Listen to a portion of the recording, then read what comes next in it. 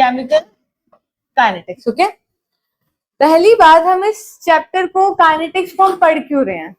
आप मतलब कोई भी चैप्टर हम स्टार्ट करते हैं तो ये देखना पड़ेगा ना हम इस चैप्टर को पढ़ क्यों रहे हैं, क्या रीजन है हमारा इसको पढ़ने का। देखो, हम लोगों ने अभी तक 11th भी पढ़ा है, 12th में हमने सॉल्यूशन भी पढ़ लिया है, इलेक्ट्रोकेमिस्ट्री भी पढ़ लिया, ठीक है। अब हमने एक चैप्टर पढ़ा था जिसको बोलते हैं थर्मोडायनेमिक्स, 11th में पढ़ा था, और वो थर्मोडायनेमिक्स आई थिंक सबको थोड़ा सा टफ भी लगता होगा। थर्मोडायनेमिक्स चैप्टर में नहीं आ रही, I am just briefing out कि थर्मोडायनेमिक्स हमें बताता क्या। थर्मोडायनेमिक्स आपको क्या बता रहा था? हीट चेंजेस के बारे में बता रहा था। थर्मो मीन्स हीट, मतलब एक ग्लास में पानी है, गर्म, एक ग्लास में गर्म पानी है, एक ग्लास में ठंडा पानी है, तो क्या हो रहा है वहां पे? या वो ओपन कंटेनर में है या वो क्लोज कंटेनर में है, ग्लास में पानी रख दिया, वो बंद है, क्लोज कंटेनर में है, तो वहां पे कैसी रिएक्शंस हो रही हैं, है ना। हम लोगों ने हीट चेंजेस के बारे में पढ़ा था, और ये पढ़ा था वहां पर एक इक्विलिब्रियम चैप्टर भी था एक थर्मोडायनेमिक्स भी था। आपको थर्मोडायनेमिक्स क्या बता रहा था? हीट के बारे में बता रहा था कि हीट चेंजेस को मेजर कर रहे थे आप, किस तरह से हीट चेंज हो रहा है ना। और एक इक्विलिब्रियम चैप्टर भी था, मतलब कि एक बाल्टी में पानी भर रहे हो और वो बाल्टी नीचे से लीक भी हो रही है सपोज, तो वो क्या पानी, आपको क्या लगेगा? पानी तो भरा ही नहीं, आपको लगेगा जितना पानी बकेट में आया उतना बाहर निकल गया, आपको लगेगा नथिंग इज हैपेंड, कुछ भी नहीं हो रहा है क्योंकि बकेट तो भरी ही नहीं है। लेकिन एक्चुअल में हो रहा है, क्योंकि जिस रेट से रिएक्शन हो रही थी बकेट में, जिस रेट से पानी जा रहा था उतना ही पानी बाहर निकल रहा है। हमारी आंखें देखने को बोल रही है कि कुछ भी नहीं हो रहा है क्योंकि बकेट में पानी नहीं भरा, लेकिन एक्चुअल में हुआ, जितनी फॉरवर्ड रिएक्शन हुई उतनी ही बैकवर्ड रिएक्शन हुई, मतलब बकेट से, टैप से जितना पानी बकेट में आया, बकेट से उतना पानी बाहर निकल गया, मतलब हुआ रिएक्शन, ठीक है। मैं ऐसा क्यों बोल रही हूँ? पढ़ा तो केमिकल काइनेटिक्स में आपको इसलिए बोल रही हूँ क्योंकि थर्मोडायनेमिक्स आपको बता पाया था हीट चेंजेस के बारे में। आपने एक टॉपिक पढ़ा था वहां पे, फिर एक इक्विलिब्रियम पढ़ा था, केमिकल इक्विलिब्रियम भी था, आयोनिक इक्विलिब्रियम भी था, थर्मोडायनेमिक्स भी था। आपने इन चैप्टर्स में पढ़ा क्या था? एक डेल्टा जी नाम का टॉपिक पढ़ा था, गिब्स एनर्जी। वो क्या बताता था? गिब्स फ्री एनर्जी रिएक्शन की स्पॉन्टेनिटी के बारे में बताता था। किसके बारे में बताता था? कि रिएक्शन स्पॉन्टेनियस है या नहीं, मतलब क्या ये रिएक्शन फिजिबल है, फिजिबल मींस क्या ये रिएक्शन अक्कर होगी, आपको यही बता रहा था। क्या वो रिएक्शन फिजिबल है, अक्कर होगी या नहीं होगी, समझ रहे हैं। लेकिन इन दोनों चैप्टर्स ने क्या आपको अभी तक ये बताया कि उस रिएक्शन की स्पीड क्या है? मैंने बोला कि बेटा आप, ये रिएक्शन पॉसिबल है, रिएक्शन अक्कर होगी, ये चैप्टर्स ने, इन चैप्टर्स ने बता दिया। कौन से टॉपिक ने? गिब्स एनर्जी, यानी कि स्पॉन्टेनिटी ऑफ द रिएक्शन। कौन सा? थर्मोडायनेमिक्स ने हमें बताया था कि रिएक्शन स्पॉन्टेनियस है, पर वो रिएक्शन अगर अकर होगी, पढ़ते थे ना delta G negative reaction spontaneous, delta G positive reaction non spontaneous. क्या इन चैप्टर्स ने आपको ये बताया कि रिएक्शन क्या, रिएक्शन की स्पीड क्या है? नहीं बताया। तो हम लोग ये चैप्टर क्यों पढ़ रहे हैं? क्योंकि ये रिएक्शन ये बताएगा, ये चैप्टर ये बताएगा कि अगर ए से बी तक कोई रिएक्शन हो रही है, ए रिएक्टेंट कुछ प्रोडक्ट दे रहा है, तो उस रिएक्शन की स्पीड क्या है, ठीक है। तो आई एम जस्ट डिफरेंशियरिंग आउट की थर्मोडायनेमिक्स आपको क्या बताता था? रिएक्शन की स्पॉन्टेनिटी के बारे में। लेकिन इस चैप्टर ने आपको रिएक्शन की फिजिबिलिटी के बारे में, फिजिबल है या नहीं है ये बताया, लेकिन रिएक्शन, उस रिएक्शन की स्पीड क्या है ये नहीं बताया। तो 12th क्लास में एक फ्रेश टॉपिक आया है जिसका नाम क्या है? Chemical kinetics. वो आपको क्या बताएगा?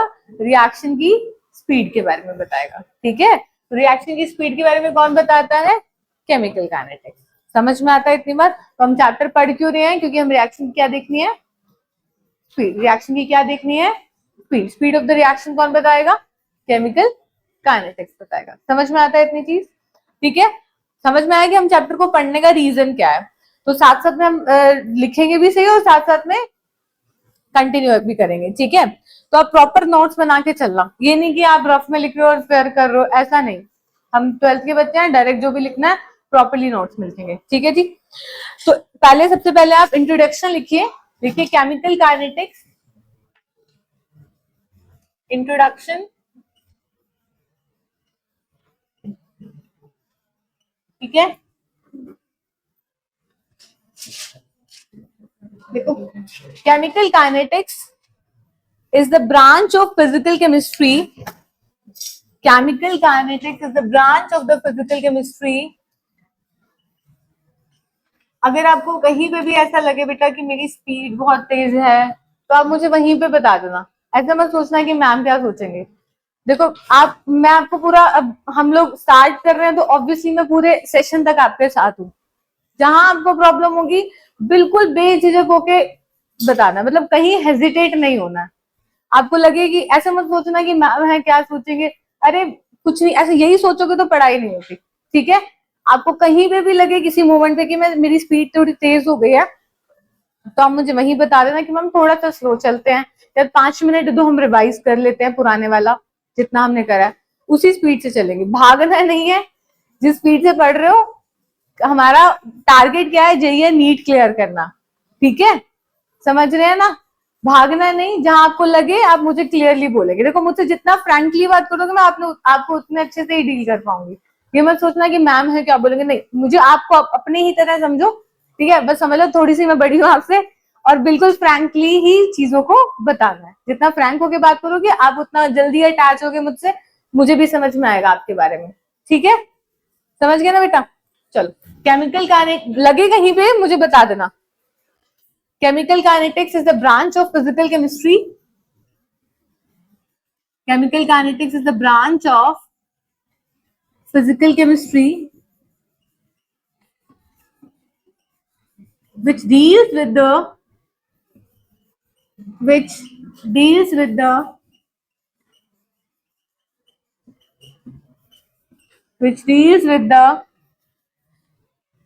study of rate of reaction, which deals with the study of rate of reaction, which deals with the study of rate. Rate means speed. Actual में क्या है अब ये टॉपिक ले लेंगे। which deals with the rate of reaction, mechanism by which the reaction proceed, mechanism by which the reaction proceed, and factors affecting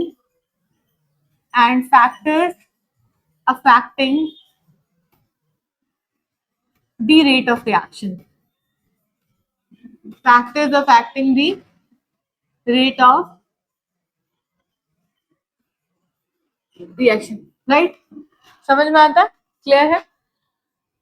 मतलब chemical kinetics एक physical chemistry की वो ब्रांच है जो आपको किसके लिए डील करती है, रेट ऑफ रिएक्शन के बारे में, और किस रिएक्शन से वो मैकेनिज्म, मतलब उस मैकेनिज्म क्या है उस रिएक्शन का, और कौन कौन से फैक्टर्स अफेक्ट करते हैं उस रिएक्शन को।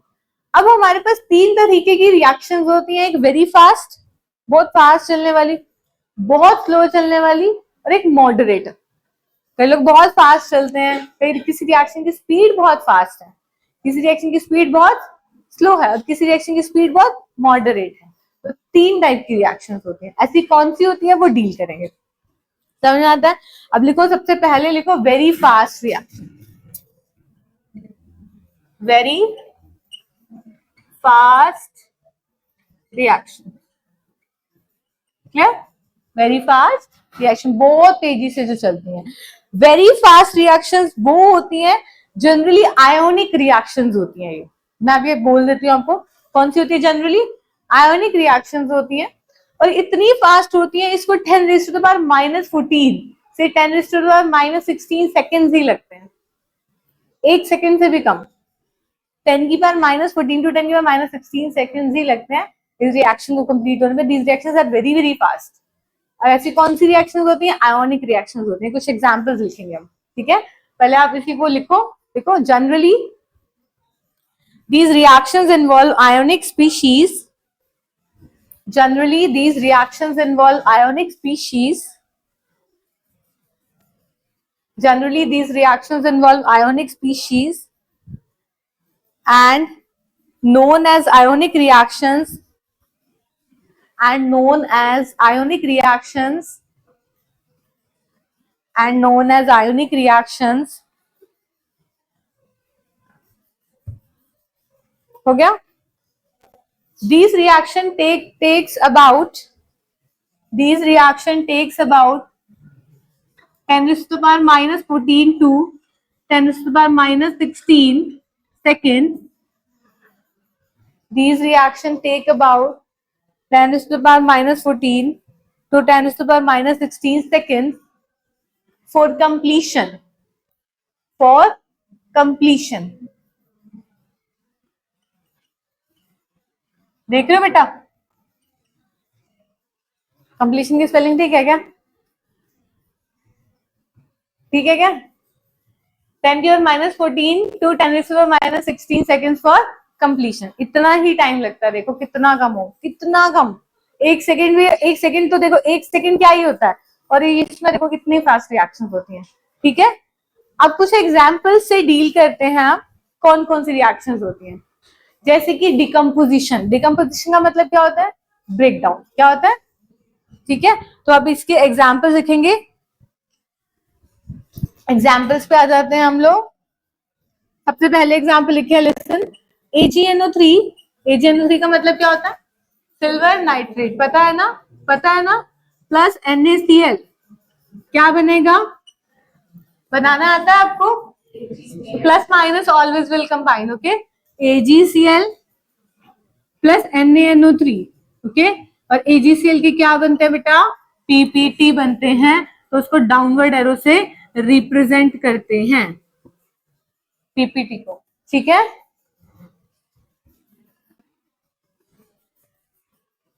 कौन से कलर के PPT बनते हैं? व्हाइट. कौन से कलर के बनते हैं? व्हाइट. तो आप मेंशन भी कर सकते हो कि व्हाइट कलर के PPT होते हैं. क्लियर? क्लियर? समझ में आता है? पता है जो जिसके PPT बन रहे हैं, प्रेसिपिटेट देखे हैं कभी? एक टेस्ट ट्यूब में व्हाइट, मतलब व्हाइट है तो मैं जनरली बोल रही हूँ व्हाइट व्हाइट कलर का बिल्कुल नीचे बैठ जाएगा, तो वो प्रेसिपिटेट है. क्लियर? बैरियम किसको बोलते हैं? Ba. किसको बोलते हैं? तो सेकेंड एग्जाम्पल लिखो. Barium chloride plus H2SO4. Barium chloride plus H2SO4 क्या बनेगा बेटा? Yes, BaSO4 plus HCl. और रिएक्शंस को बैलेंस करना है तो मैंने आगे 2 लगा दिया. ठीक है. बेरियम सल्फेट के क्या बनेंगे? PPT बनेंगे. PPT will be represented by downward arrow. Okay. समझ. Same PPT white colour. ठीक है. और HCl में NaOH मिक्स करो. इसमें व्हाइट ही मेंशन करना. HCl में क्या मिक्स करेंगे? NaOH. तब भी क्या बनेगा? NaCl होगा. Neutralisation reaction. ठीक है. जैसे कि HCl है प्लस NaOH हो गया. एसिड प्लस बेस हो गया ना. ये acid plus base give rise to क्या बनेगा? NaCl plus water. और ये भी क्या होती है? Very fast reaction. क्लियर? कौन सी होती है? Very fast reaction. क्लियर? तो ऐसी रिएक्शन जो भी आपको दिखेंगी वो वेरी फास्ट होंगी. ठीक है. समझ में आती है? पहले लगता था इस टॉपिक में से क्वेश्चन नहीं आएगा, लेकिन जेई में इसी चीज को यूज करके, मतलब इन्हीं वर्ड्स को यूज करके क्वेश्चंस आए हुए हैं. इन्हीं वर्ड को यूज करके, मतलब अगर आपको ये नहीं पता था तो आपको बहुत टफ था वो क्वेश्चन सॉल्व करना. अभी मैं आपको वो वैसे क्वेश्चन नहीं कराऊंगी. पहले हम थोड़ा सा टॉपिक पढ़ लें, हम साथ साथ में क्वेश्चंस डील करेंगे. ठीक है ना? टॉपिक पढ़ लें, उसके बाद नॉर्मल क्वेश्चंस भी करेंगे और प्रीवियस ईयर क्वेश्चंस भी साथ साथ करेंगे. ठीक है. समझ में आ गया? रब करूं. सेकंड डालेंगे. ये फर्स्ट कौन सा था? Very fast reaction. अब डालेंगे very slow reaction. Very slow reaction डालो. वेरी स्लो रिएक्शन कर दू रहा बेटा?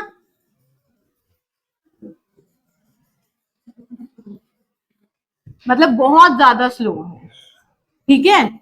और बहुत ज्यादा स्लो मतलब दिन भी लग सकते हैं, महीनों भी लग सकते हैं और साल भी लग सकता है उन रिएक्शन को कंप्लीट होने में. ठीक है. सालों भी लग सकते हैं.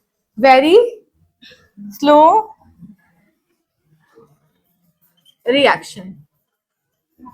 हाँ जी, हाँ सारी होंगी। हमने तो कुछ एग्जाम्पल्स लिखे हैं, बाकी जितनी प्रेसिपिटेशन रिएक्शंस के एग्जाम्पल्स हैं आप लोग ऑर्गेनिक में ही आगे डील करेंगे, सॉल्ट एनालिसिस में भी करोगे तो आपके वहां जितने भी हमारे होंगे ना, जितने भी ग्रुप रेडिकल्स हैं, जब हम इनऑर्गेनिक में आएंगे तो आप आपके पास सारी के सारी रिएक्शंस पता लग जाएंगी। ठीक है, मतलब इनऑर्गेनिक में जाओगे तो सारी रिएक्शन से डील करोगे। अभी हम फिजिकल पढ़ रहे हैं तो हमने एक दो एग्जाम्पल देके खत्म कर दिया। ठीक है, अब कौन सा है वेरी स्लो रिएक्शन, मतलब इन रिएक्शंस को कंप्लीट होने में दिन भी लग सकते हैं, साल भी लग सकता है और महीने भी लग सकते हैं। ठीक है, क्लियर? लिखो, इसमें एक लाइन लिखो, these reactions proceed very slowly, these reactions proceed very slowly, these reactions proceed very slowly, may take days or months, may take days or months to show any, may take days or months to show any measurable change at room temperature, to show any measurable change at room temperature. ठीक है, अब खुद बताओ आप, rusting of iron, iron पे rust लग जाता है, ये क्या है बेटा? ये क्या है? ये कौन सा मेटल है? ये क्या है? ये एल्यूमिनियम है। ये किसके बने हुए डोर? इस पे कभी रस्ट लगता है? नहीं लगता, तभी तो ये एल्यूमिनियम के लगाते हैं। आपने भी देखा होगा हॉस्पिटल्स में, ये इंस्टीट्यूशंस में मोस्टली मोस्टली क्या मतलब 90% सब जगह एल्यूमिनियम के ये लगाए होते हैं। क्यों? क्योंकि रस्ट फ्री है, नहीं लगेगा। आयरन के लगाओगे तो रस्ट लग जाएगा। ये देखो, ये आयरन रोड्स ही हैं आपके बेंच पे, थोड़े टाइम बाद रस्ट लग जाएगा। रस्ट किसकी वजह से लगता है? पानी की वजह से, एयर मॉइस्चर की वजह से। ठीक है, तो बहुत लेकिन लगता है, बट बहुत बहुत स्लोली लगता है, मतलब टाइम लगेगा। ऐसा नहीं है आज लगा और कल लग गया, दिन भी लगेंगे, महीनों भी लगेंगे, साल भी लगेंगे। ठीक है, तो पहला एग्जाम्पल क्या है? Rusting of iron, rusting of iron. Clear? मैं रूम टेम्परेचर पे बात कर रही हूँ। ठीक है, मैंने बोला है ना यहाँ पे room temperature, at room temperature. Clear? Second exam समझ में आया? सेकेंड एग्जाम्पल है मिथेनॉल। मिथेनॉल का फॉर्मूला क्या होता है? CH3OH। क्लियर? अब हमें मिथेनॉल बनाना है, हम लोग रूम टेम्परेचर में बात करें, मैंने आपको डिक्टेट भी करा है, तभी तो बहुत टाइम लग जाता है। अब देखो, किसी रिएक्शन को होने में बहुत टाइम लगता है, तो उसके पीछे हमें क्या डालना पड़ता है? कैटलिस्ट नाम की चीज डालनी पड़ती है, ताकि रिएक्शन की स्पीड हो जाए। समझ में आ रही है ना? समझ में आती है ना? अभी रूम टेम्परेचर में बात करें, बहुत टाइम लगता है। सेकेंड एग्जाम्पल लिखो, कार्बोनिल। कार्बोनिल का फॉर्मूला क्या होगा? कार्बोनिल किसको बोलते हैं? CO को। ठीक है, और इसमें डाल दिया मैंने H2। बेटा मैं बात किस पे कर रही हूँ? रूम टेम्परेचर पे ही बात कर रही हूँ। आप लोग ये बात ध्यान रखना कि मैं रूम टेम्परेचर पे बात कर रही हूँ, क्योंकि अगर आप बोलेंगे इस टेम्परेचर पे, इस टेम्परेचर पे, तो फिर वो रिएक्शन फास्ट चली जाएंगी, वो स्लो नहीं जाएंगी। हम लोग वेरी स्लो रिएक्शन है, क्योंकि मैं रूम टेम्परेचर पे बात कर रही हूँ। ठीक है जी, तो क्या बनता है? ये CH3OH बनता है।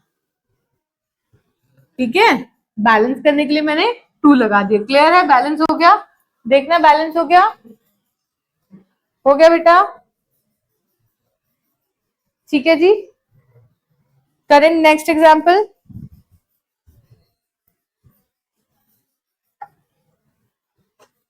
पानी बनाना है। पानी कैसे बनता है? हाइड्रोजन और ऑक्सीजन को मिक्स करके। क्या मैं आपको बोलूं हाइड्रोजन और ऑक्सीजन को मिक्स करके पानी बनाओ, रूम टेम्परेचर पे बनाओ, तो बन पाएगा? नहीं बनता। आपको पूछना चाहिए था कभी, आपके दिमाग में आया कि एयर में हाइड्रोजन है, ऑक्सीजन है, जुड़ के पानी क्यों नहीं बनता? मतलब अगर यहाँ पे मैं H2 और O2 को मिक्स करूं, क्या पानी क्यों नहीं बनता है? रूम टेम्परेचर पे नहीं बन सकता, इस और कैटलिस्ट की एब्सेंस में नहीं बन सकता। आपको वाटर बनाने के लिए एक सफिशिएंट कंडीशंस चाहिए। ठीक है, तो तभी तो वो बहुत स्लो रिएक्शन है, तभी तो आप बना नहीं सकते ना, नहीं बना सकते ना। तो आप लिखेंगे reaction with H2 and O2, reaction with H2 and O2 to form water at room temperature in the absence of catalyst. In the absence of catalyst.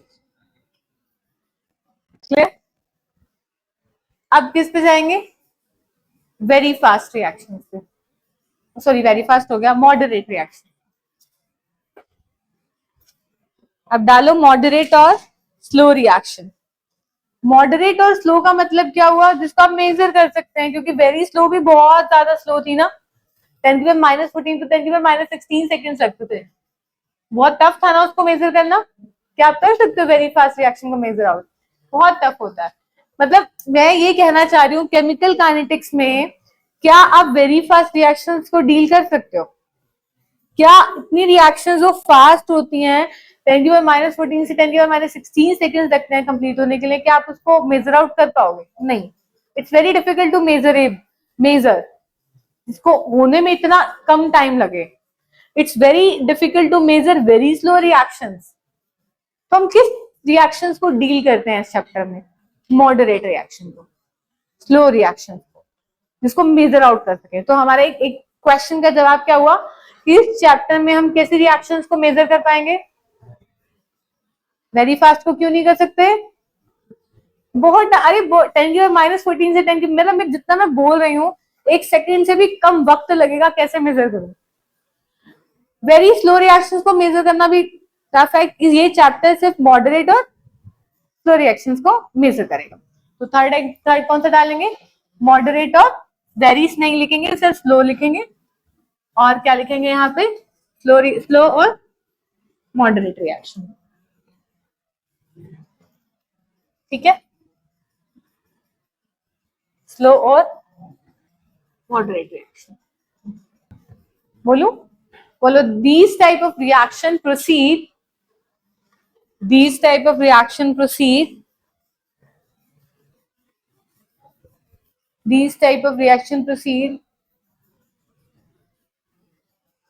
with a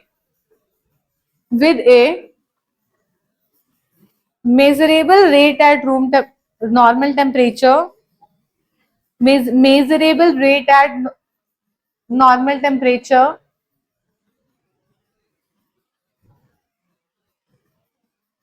We can measure these reactions easily. We can measure these type of reactions easily. We can measure these type of reaction easily. ऐसी reactions होती कौन सी हैं? देखो, very fast कौन सी थी? Ionic. Very slow के example भी आपने देख लिए, जैसे पानी बना रहे हो, जैसे मेथनॉल बना रहे हो रूम टेम्परेचर पे. ये रिएक्शंस होती है मॉलिक्यूलर रिएक्शन. कौन सी होती है? तो लिखो, these reactions are molecular reactions. These reactions are molecular reactions.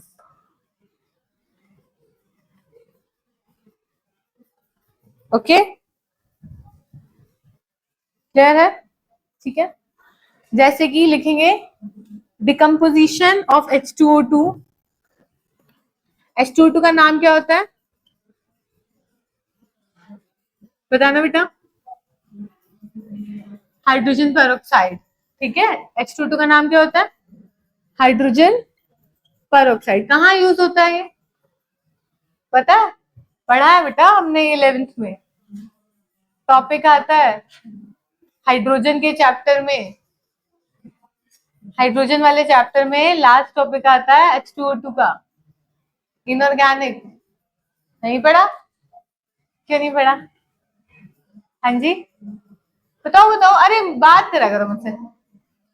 क्यों नहीं पढ़ा? पढ़ा है नहीं? पढ़ना है वो टॉपिक. जेई में बहुत बार क्वेश्चन आ रखे हैं H2O2 के. ठीक है जी, ठीक है. H2O2 में जेई में क्वेश्चन आ रखे हैं इसके. अब सुनो, कई बार होता है ना, कहते हैं कि ये वाला चैप्टर तो डिलीट हो गया, ये तो कट हो गया. कुछ टॉपिक होते हैं जिसको आपको देखना पड़ जाता है, क्योंकि वो वहां नहीं तो उसके किसी ना किसी उसका यूज या कहीं ना कहीं डील करना पड़ता है उसके साथ. ठीक है, कोई बात नहीं. अब देखो H2O2 को क्या बोलते हैं?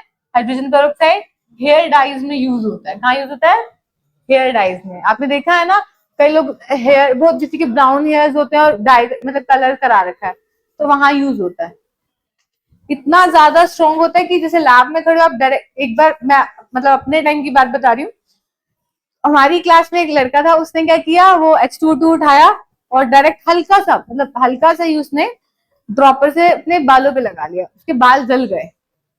ऐसे नहीं लगाना चाहिए। मैं ऐसे बात कर रही हूँ क्योंकि देखो, जैसे आप लोग भी छोटे हो, हम भी किसी एज में होंगे ना, एक बच्चे ने शरारत कर दी और लगा लिया, क्योंकि बोला उसको हेयर डाई है, उसमें यूज होता है, लगा लेते हैं, कलरिंग में यूज होता है ना, ब्लीचिंग हो गया, ब्लीच करने में यूज होता है, उसे लगा लिया। क्योंकि वो लैब में जो चीजें रखी होती है वो बहुत प्योर रखी होती है, तो वो तो जलेंगे ना।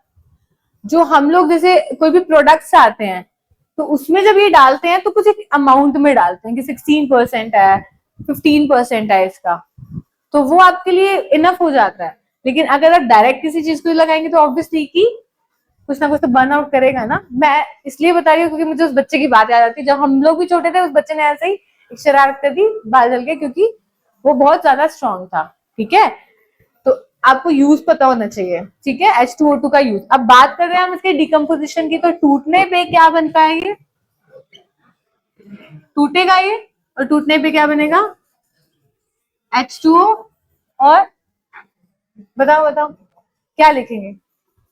और बैलेंस भी करेंगे। बताओ बताओ क्या लिखेंगे? हाइड्रोजन और ऑक्सीजन मिलकर पानी बनता है ना। H2O2 टूटता है तो वाटर और O2 में टूटता है। किस में टूटता है? बैलेंस आप लोग करोगे, मैं नहीं करूंगी। बैलेंस करो और मुझे बताओ क्या आएगा, जल्दी से बताओ।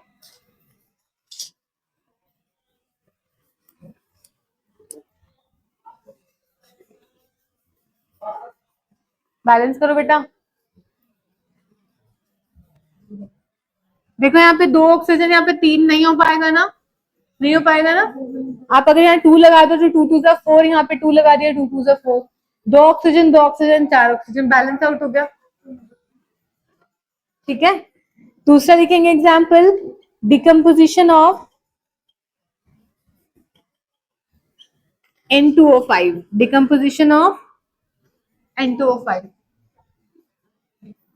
ठीक है, N2O5 का डिकम्पोजिशन होता है तो किसमें टूटता है? NO2 में और O2 में। बैलेंस करेंगे, 5 है या 2 है, 2 लगा दिया, 2 2 4। क्या करूं, बैलेंस हुआ क्या? बैलेंस हुआ है क्या? नहीं हुआ, आप करो बैलेंस। चलो करो, आप बैलेंस करो।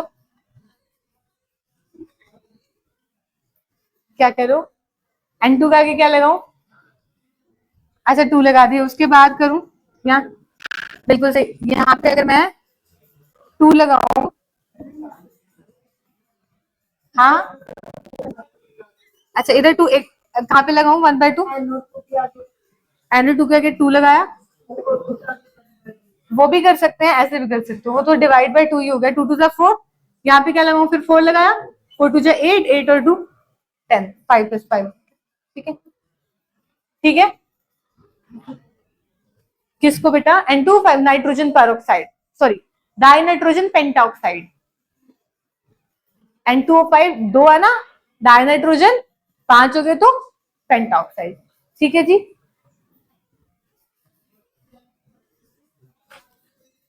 थर्ड लिखेंगे hydrolysis of ester. Hydrolysis, hydrolysis of ester. Ester का फॉर्मूला बता सकते हो बेटा? R C double bond O O R। ये जो फंक्शनल ग्रुप है, ये चीज इधर भी R इधर भी R, तो इसको एस्टर बोलते हैं। पढ़ा है ना 11th में? हमने ले लिया ester CH3 C double bond O O C2H5। Naming कर सकते हो इसकी। इथाइल, ऑक्सीजन के साथ वाले का नाम पहले आता है, ऑक्सीजन के साथ जो होता है उसका नाम पहले आता है, इथाइल। उसके बाद कितने कार्बन? 2 कार्बन, तो नाम क्या जाएगा? इथेनोएट। क्लियर है? Ethyl ethanoate. ये चीजें आपने 11th में पढ़ी हैं। ठीक है जी। जिसको फिर भी नहीं पता हो, ये मत सोचना 11th में पढ़ी है और मैम क्या सोचेगी, हमें तो नहीं आता। क्लास के बाद चुप करके आ जाना कि इसका नाम कैसे लिखा गया, नहीं अगर किसी को आता है तो, ठीक है, ठीक है जी। इथाइल इथेनोएट प्लस क्या डालेंगे, NaOH, तो क्या बनेगा, एस्टर की हाइड्रोलिसिस करनी है, क्या करनी है, हाइड्रोलिसिस। पर लिखो, आप खुद सोच के बताओ मुझे क्या बनेगा।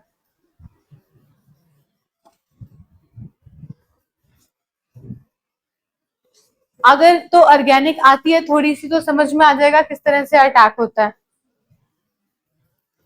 नहीं तो अभी लिख लो, फिर ऑर्गेनिक में अच्छे से बताऊंगी मैकेनिज्म।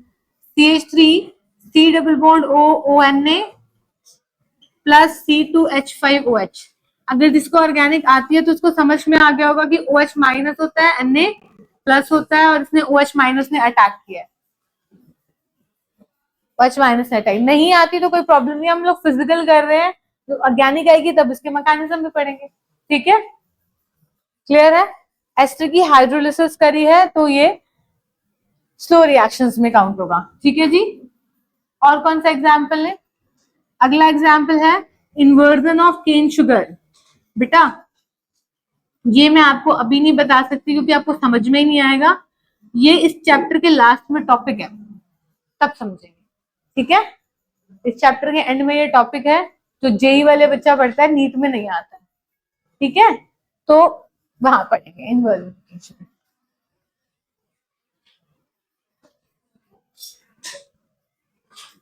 ठीक है, क्लियर।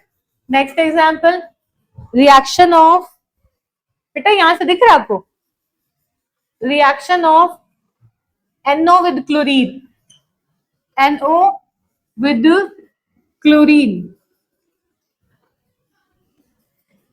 NO प्लस Cl2 से बनेगा NOCl2,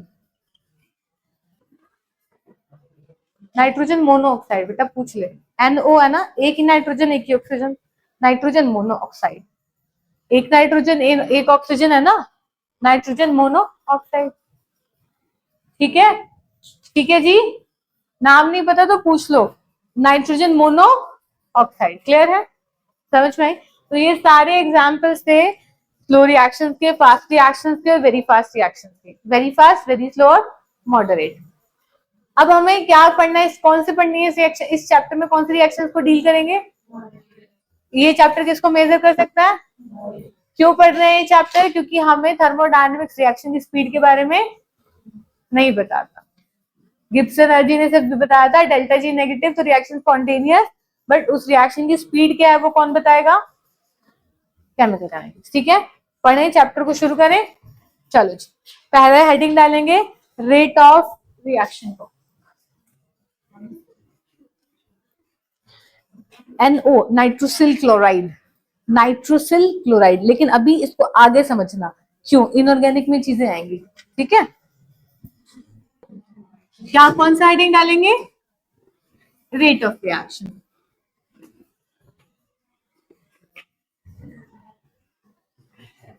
रेट का मतलब क्या होता है, स्पीड, क्या होता है रेट का मतलब, speed, rate of reaction. Rate का मतलब क्या होता है बेटा, स्पीड, स्पीड के बारे में पढ़ना है, ठीक है। रेट ऑफ रिएक्शन का मतलब क्या है, रेट ऑफ रिएक्शन को क्या डिफाइन करते हैं, ठीक है, वो लिखते हैं पहले। Rate of reaction is defined as, rate of reaction is defined as change in concentration, change in concentration of reactant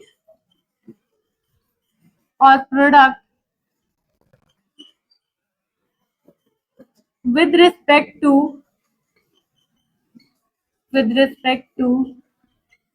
change in time.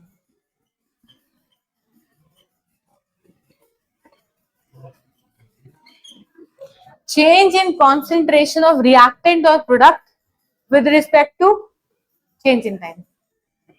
Reactant और प्रोडक्ट की कॉन्सेंट्रेशन में कितना चेंज आ रहा है टाइम के चेंज होने से। मैं 9:30 पे इस क्लास में आई थी, अब 10 बज गए होंगे, तो आपका आधे घंटे में कितना चेंज आया, आपने आधे घंटे में इस चैप्टर के बारे में समझ लिया, समझ रहे हो? तो आपकी स्पीड देखो क्या है, नॉर्मल लैंग्वेज में समझ में आई।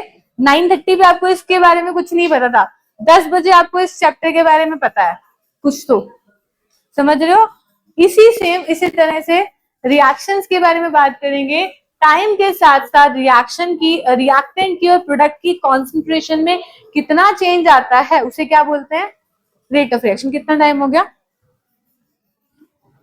अभी टाइम रखा। क्लियर है? समझ में आ गई? क्लियर है? तो हम क्या लिखेंगे, क्या लिखा, डेफिनेशन समझ में आ गई। और ये हमेशा एक पॉजिटिव क्वांटिटी होगी, it is always a positive quantity. अभी आपको ये बात समझ में नहीं आएगी मैं क्यों बोल रही हूँ, इधर देखो 5 मिनट के लिए फिर क्लियर होगा। It is a positive quantity.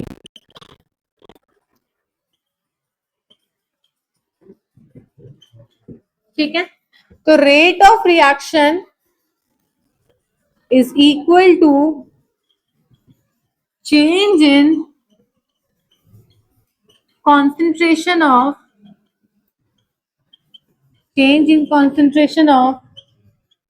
reactant or product with respect to change in time। Time के साथ रिएक्टेंट और प्रोडक्ट की कॉन्सेंट्रेशन में कितना चेंज आता है उसे ही बोलते हैं रेट। और मैंने लिखा है ये हमेशा एक पॉजिटिव क्वांटिटी होगी, उसका मतलब क्या है? क्या स्पीड कभी नेगेटिव हो सकती है? होती है? स्पीड कभी नेगेटिव होती है? 20 kilometre per hour, 30 kilometre per hour, ऐसे ही होता ऐसे ही होता है। कभी क्या बोलते हैं, नेगेटिव में बोलते हो, तो हो सकती है कभी नेगेटिव क्वांटिटी, हो सकती है क्या? कभी भी नहीं होगी, कभी भी नहीं होगी। क्लियर है?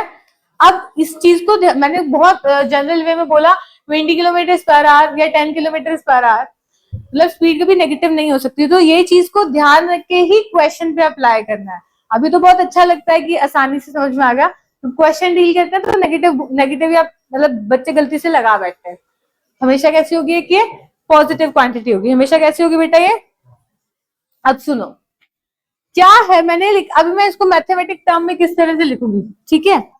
चेंज इन कॉन्सेंट्रेशन है, आर लिखा मैंने, रेट को आर से लिख दिया, is equal to change in concentration delta C, delta मतलब चेंज होता है, ठीक है, with respect to delta T.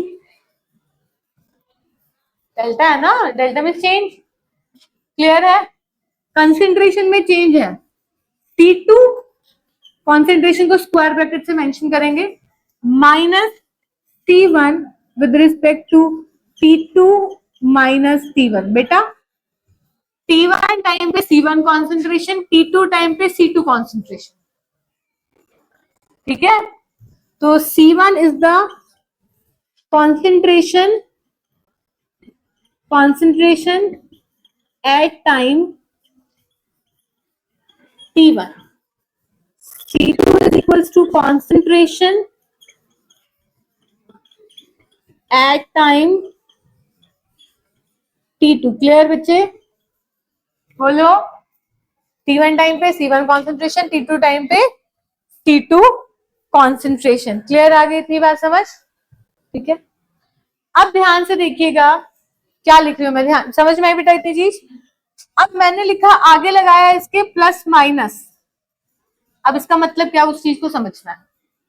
मैं अलग से मैंने ब्लू कलर से मार्क करा ना, क्या है उसका मतलब समझेंगे, ठीक है? कभी प्लस या माइनस कैसे आ रहा है देखेंगे उसको, ठीक है? अब ये सुनो, समझ में आ रही है ना बेटा? इस प्लस माइनस का क्या मतलब है? दो तरह की रिएक्शंस होती है, एक average rate of the reaction और एक सेकंड होती है instantaneous rate of the reaction, जो हमारा कल का टॉपिक है। तो आपको वो समझ में आ जाएगा कि प्लस या माइनस कभी लगेगा। देखो एक जनरल सी बात बोलती, छोड़ो, कोई भी चीज पॉजिटिव होगी तो कुछ लगाने की जरूरत तो है नहीं, स्पीड तो कभी नेगेटिव हो ही नहीं सकती। अगर किसी का आंसर नेगेटिव आएगा तो उसको उसके आगे क्या लगाना पड़ेगा ताकि आंसर क्या बन जाए? स्पीड कभी नेगेटिव नहीं हो सकती ना। अगर इसको मान लो ये सपोज बेटा ये 15 है और ये 20 है, 15 माइनस 20 कितना आया? -5। तो आपको आगे क्या लगाना पड़ेगा? बस, आगे बात समझ? बोलो। अगर इस चीज का आंसर नेगेटिव आता है तो आपको आगे क्या लगाना पड़ जाएगा? माइनस। समझ में आता है? बोलो जी बच्चे, कोई दिक्कत नहीं। अब क्या है, कॉन्सेंट्रेशन ऑफ रिएक्टेंट और product with respect to change in time.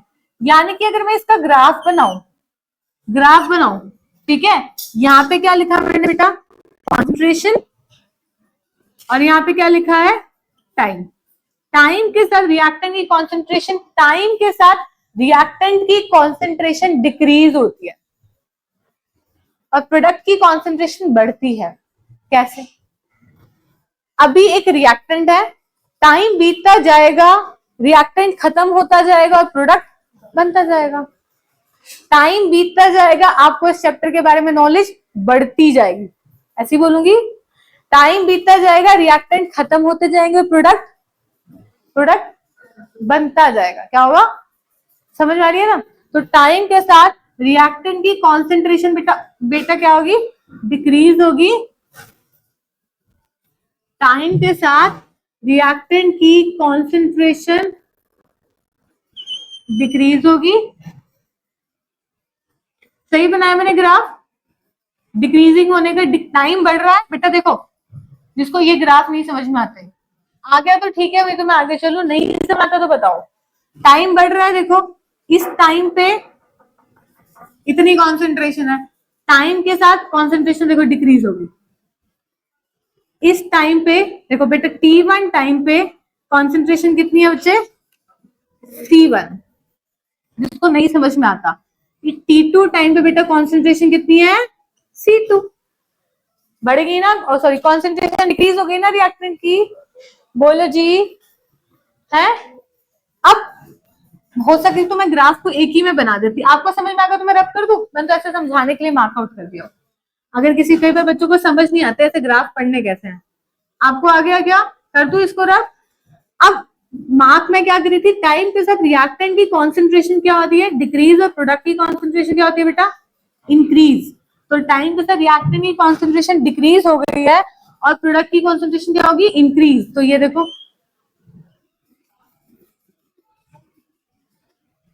ये प्रोडक्ट है, टाइम के साथ रिएक्टेंट की कॉन्सेंट्रेशन डिक्रीज होगी, प्रोडक्ट की कॉन्सेंट्रेशन बढ़ रही है।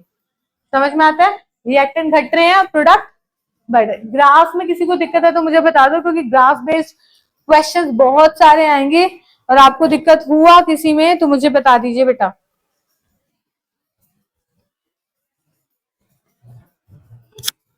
बोलो, पक्का समझ में आता है? अगर कोई गैसियस रिएक्शन है बेटा, इस चैप्टर में गैसियस रिएक्शंस भी आएंगी। अगर कोई गैसियस रिएक्शंस है तो उसके लिए आप रेट लिखेंगे R is equals two plus minus. अब कॉन्सेंट्रेशन की जगह प्रेशर आ जाएगा, चेंज इन कॉन्सेंट्रेशन की जगह क्या आ जाएगा, चेंज इन प्रेशर। यानी कि plus minus delta P by delta T। Clear है? गैसियस रिएक्शंस के लिए क्लियर है इतना? बोलो जी।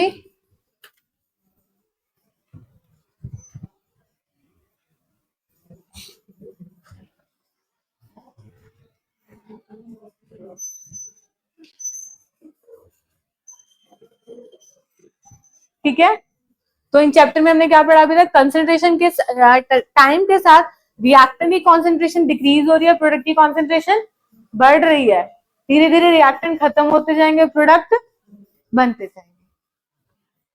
T1 क्या है, T1 टाइम पे कॉन्सेंट्रेशन, T2 क्या है, T2 टाइम पे कॉन्सेंट्रेशन। क्लियर?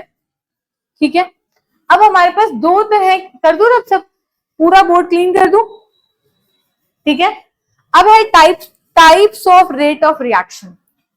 अब तो नेक्स्ट लेक्चर 7 में स्टार्ट होते हैं या बीच में ब्रेक मिलता है आपको? मिलता है। तो अभी 10:30 पे नेक्स्ट स्टार्ट है, अभी 10:30 हो गया ना, मतलब अभी 10 मिनट के ब्रेक के बाद कौन सा लेक्चर है आपका? 10 मिनट का ब्रेक मिलता है बीच में। हेडिंग डाल के छोड़ दो, फिर average sorry types of rate of reaction, heading डाल के छोड़ दो, types of rate of reaction. ठीक है जी, क्या डालेंगे, types of rate of reaction. In the next lecture हम ये पढ़ेंगे इसके टाइप। ठीक है, नेक्स्ट लेक्चर। ठीक है जी, अभी मैंने आज आपको कुछ नहीं कराया, सिंपल सी चीज बताई, काइनेटिक्स क्या होता है, कौन से किस रिएक्शंस को डील करते हैं, रेट क्या है, 1 घंटे में इतना ही हो पाया। आगे नेक्स्ट लेक्चर में रिएक्शंस के टाइप क्या हैं, इसी ग्राफ के ऊपर बेस्ड टाइप मिलेंगे। 2 तरह के, एवरेज और इंस्टेंटेनियस, नाम तो मैंने पहले भी लिया है थोड़ी देर पहले। ठीक है, अब बताओ समझ में आया, कोई दिक्कत, स्पीड ठीक लगी, स्लो लगी या फास्ट लगी, बताओ बेटा, क्योंकि देखो आप लोग ही बताओगे तो टीचर उसी के अकॉर्डिंग ही चलता है। अभी मुझे आज फर्स्ट डे है, मैं भी आपके बारे में धीरे धीरे जानूंगी, मेरा ये नेचर नहीं है कि हाँ जी क्लास खत्म और बाय बाय, ऐसा नहीं है। मेरे को एक एक बच्चे के बारे में जानना है, नाम क्या है, क्या नाम है, वो तो एक प्रायोरिटी है। सेकेंड थिंग कि आपको कुछ नहीं समझ में आ रहा है तो आप मेरे पास बेझिझक होके बात करो, ठीक है। समझ, मेरी मम्मी ने ना मुझे एक चीज कही थी, मैं भी स्टार्टिंग में ना बहुत ज्यादा बात ही नहीं करती थी 12th तक, तो कि अगर कुछ बनना है ना तो हेजिटेशन खत्म करो, ये मत सोचो कि टीचर क्या सोचेगा। आप खुद सोचो, मुझे 7-8 ईयर्स हो गए पढ़ाते हुए यही जेईई, मैंने खुद भी करा, तो अब सोचो मैं 8 साल से पढ़ा रही हूँ और खुद भी आईआईटी करा है, तो ये पता है ना कि दिमाग में कौन से क्वेश्चंस आते हैं, बच्चे बोल नहीं पाते। अगर आप हेजिटेट होगे, आपका लॉस है, टीचर का नहीं है। मुझे तो मेरी मम्मी ने एक ही बात सिखाई थी, मैंने उसको मतलब बांध रखी है, अगर हेजिटेट हुई तो वो मेरा लॉस है, टीचर का लॉस नहीं है। अगर मैं यही सोचूंगी, यही सोचूंगा कि टीचर क्या सोचेगा, तो उसको नहीं फर्क पड़ता बेटा, वो तो 9 घंटे की जॉब के बाद अपने घर चला जाएगा। उसकी जो उसको वो स्टैंड है, आपको स्टैंड होना है, आपको अपने लिए सोचना है, ये नहीं सोचना है टीचर क्या सोच रहा है। यही सोचोगे तो लाइफ में आगे बढ़ोगे, और ये चीज हमेशा काम आएगी जब तक आप पढ़ने वाले हो, जब आगे कुछ भी बनोगे। ठीक है, तो आपकी जेई, आपका नीड आपकी प्रायोरिटी है, आप उसको सोचो, और फिर जो समझ में नहीं आ रहा बिना हेजिटेशन के आ जाओ, नहीं समझ में आता आप दोबारा आ जाओ, मैं कभी मना नहीं करूंगी। ठीक है, क्लियर है। बाकी नेक्स्ट लेक्चर में मिलेंगे, और अभी थोड़ा स्पीड बहुत धीरे धीरे रखा, धीरे धीरे स्पीड इंक्रीज करके क्वेश्चन पैटर्न पे भी आएंगे। ठीक है जी, थैंक यू सो मच।